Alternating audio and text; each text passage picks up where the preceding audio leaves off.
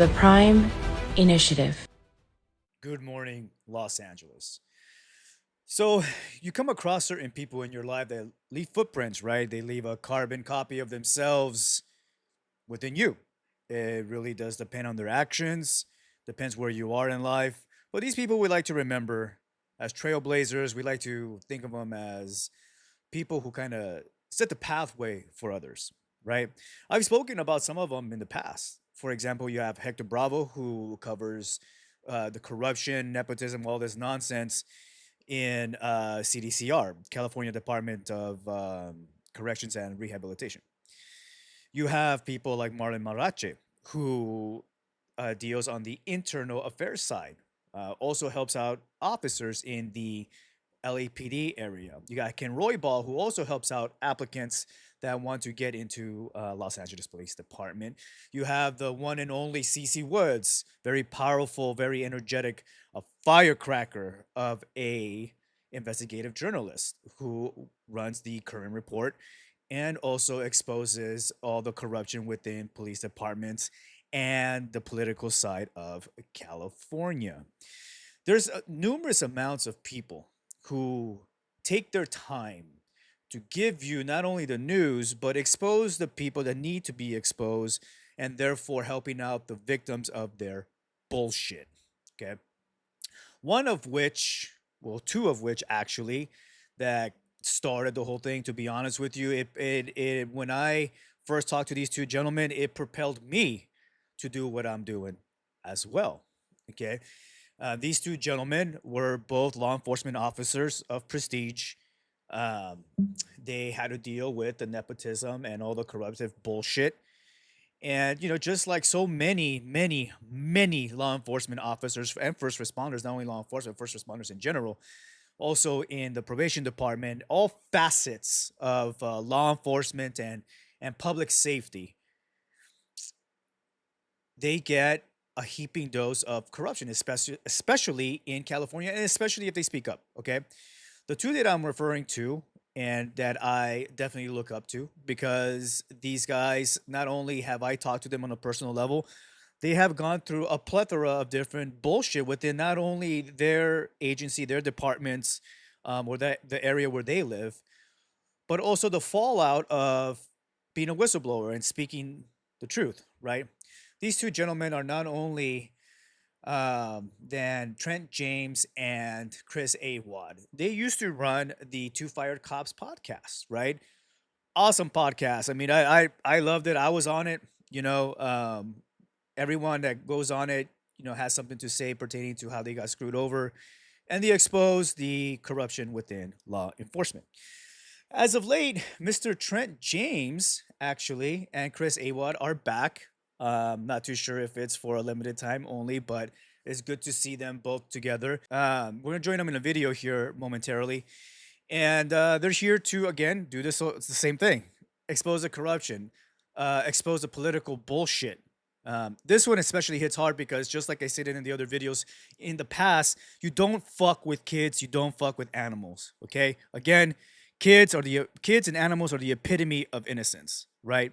And for certain people to do certain things to children of all ages, right? Especially when they're supposed to be in a particular position, a professional position, where they're there to assist the kids, and then they take advantage of it. Can't stand that shit. And you better believe you're gonna be on this show, and we're gonna do everything in our power to make sure I completely and utterly gangbang your whole life. All right. So here you go. Let's take a look at this particular video, and we're not going to play the whole thing. We're again, as always, I'm going to put the link at the bottom below. You want to see the whole episode? It's pretty awesome. I mean, it's there's more than I believe there's two parts to it. So here we go. For um, entrepreneurial endeavors, but we got Chris Awad back in the house. Chris, welcome back, man. Glad to have What you. up? Happy to be back. All right, let's do it. This is a good day. A good fucking day. Yeah, yeah. So if anyone remembers, I think it's important, Chris, to reflect on your history really quick. So Chris was a patrol sergeant with the city of Fort Bragg for a number of years, and Matt Lefevre, everybody, is going to be the subject of our video today, which is this guy right here. I'll put him up on the screen.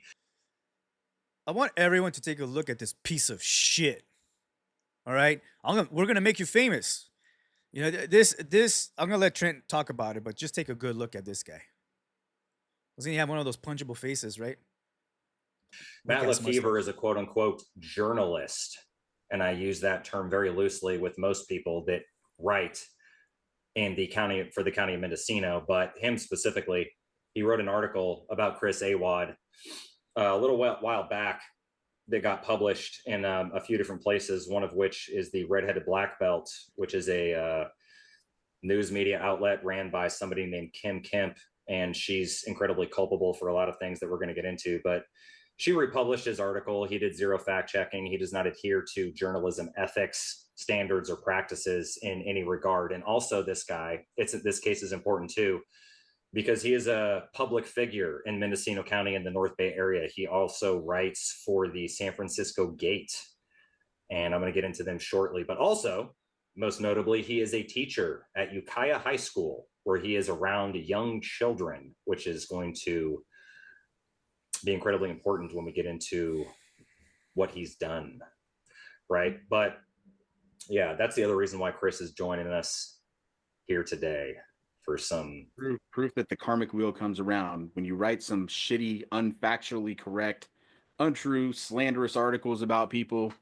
Well, you probably shouldn't be doing what you're doing. Without further ado, Chris, I want to tell you, Matt Lefevre, this journalist and high school teacher, he was arrested this morning, Monday, November 3rd, at about 7:30 in the morning for 647.6 of the California Penal Code, which is technically a misdemeanor, but California is extremely lenient when it comes to sexual offenses relating to minors, which is incredible.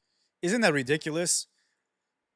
Again, going back into the whole narrative, going back into how California, run by Governor Newsom, is completely and utterly taking a shit on everybody. Did you hear what he said? When it comes to sexual misconduct to minors, California is extremely lenient.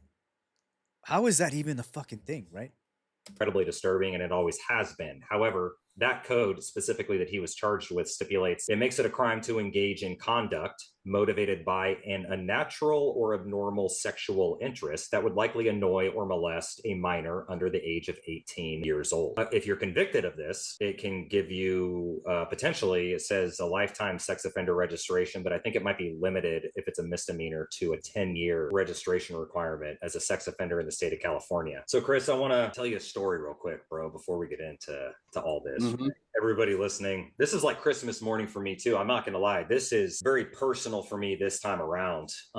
He was associated also with the Mendocino County Sheriff's Office search and rescue team for a number of years. And can proudly state that I had him removed from that when he wrote a very one-sided fabricated article about me when I was running for the sheriff of that county in 2022. Let me get into this story. So how this all started, everyone, is that there was a complaint generated to the school by a parent of a minor child, a girl. The girl told her mom that Matt Lefevre, her teacher, made a very inappropriate comment to her. The parent reported it to law enforcement. So when law enforcement, who's going to be the Ukiah Police Department doing this investigation because the city jurisdiction, they started to look into this right at that point. They located another friend of this girl because the first initial complaint I don't believe it was technically a crime, or it was something they were still looking into. It was an offhand comment, maybe. This girl that originally reported this said, well, you should talk to my friend because Matt Lefevre has sent her very inappropriate things as well. And she's 17. This other girl that I'm going to tell you, the original victim, who was a prior student of Matt Lefevre. So according to that girl,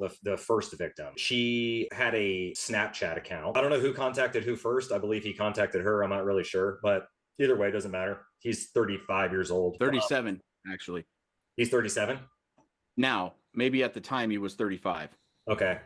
Yeah. I believe that the warrant information that they obtained for this investigation, Chris, only went back to January of this year. So there's a lot to unpack even in that short time frame. But I believe, okay, so he was probably 37 or 36 for this. But Long story short, she told him he was 17, and he's like, I'm just gonna do abridged versions of this, you guys. But he said, "Oh baby, you're so sexy. I bet you're the hottest girl at your school." She led him to believe that she was a high schooler in Sonoma County, or out of county, but in all reality, she was goes to Ukiah High School. But he proceeded to tell this 17-year-old girl, after they had established her age, send me pics of your ass and your boobs and all this stuff. Sorry, you guys, this is really disturbing, I'm sure, but this is actually what was obtained via evidence. And then he would be trying to get her to send him nude photographs, videos. And in turn, but he was, which she never did, of course, but he was sending her videos of him like flexing and shirtless and a bunch of weird shit. Nope, I know. I'm like, bro, this guy has negative 18% gains. He has the testosterone levels of a 9-year-old. Anyway. Let me impress you with spaghetti noodle arms. All right, guys. Well, there you go. It does get way deeper into this. I mean, this guy is a piece of work, and I'm referring to the Lefevre guy from up north there. Again, take a look at the whole episode. Awesome information. I believe there's 2 different videos. There's a follow-up after that as well. But I love seeing these guys. I love these 2. You know, you think I tell you the truth and the rawness of it. These guys take the cake. All right. I can't match up to these 2 gentlemen right over here. They'll give it to you straight for sure. All right, Los Angeles. Until next time, keep fighting. The Prime Initiative.